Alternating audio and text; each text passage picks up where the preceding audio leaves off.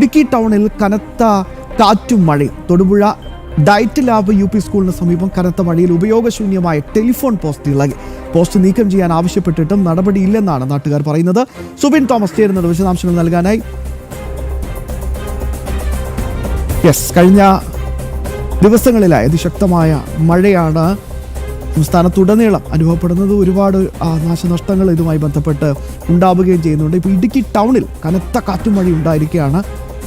Thodupuzha diet lab UP സ്കൂളിന് സമീപം കനത്ത മഴയിൽ ഉപയോഗശൂന്യമായ ഒരു ടെലിഫോൺ പോസ്റ്റ് അപ്പാടെ ഇളകിപ്പോയി എന്നതാണ് ഇപ്പോൾ ഏറ്റവും പ്രധാനപ്പെട്ട point.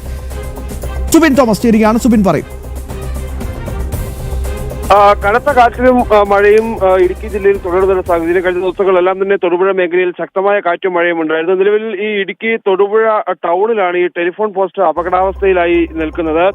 Thodupuzha diet lab UP സ്കൂളിന് സമീപം, അതായത് വിദ്യാർത്ഥികളൊക്കെ കടന്നു പോകുന്ന ഒരു റോഡിന് വശത്താണ് ഇപ്പോൾ നമ്മൾ ദൃശ്യങ്ങളിൽ കാണുന്ന പോലെ, ആ ഫോട്ടോയിൽ കാണുന്ന പോലെ പൂർണ്ണമായും ചെരിഞ്ഞ് ആ പോസ്റ്റ് നിൽക്കുന്നത്.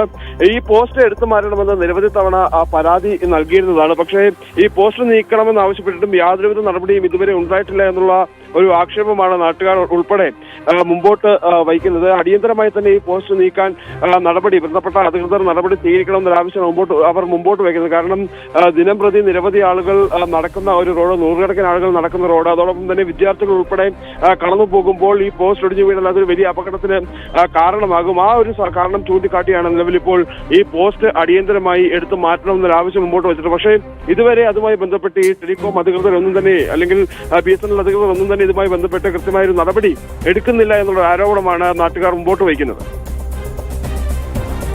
സുബിൻ, വളരെ അപകടമുണ്ട്. കാരണം കൊച്ചുകുട്ടികളൊക്കെ പോകുന്ന ഒരു വഴി കൂടിയാണ്. ഈ വിഷയത്തിൽ ഉടനടി ഒരു ഇടപെടൽ ഉണ്ടാവേണ്ട സാഹചര്യം തന്നെയാണ്. സുബിൻ തോമസ് ആണ് വിശദാംശങ്ങൾ നൽകിയത്.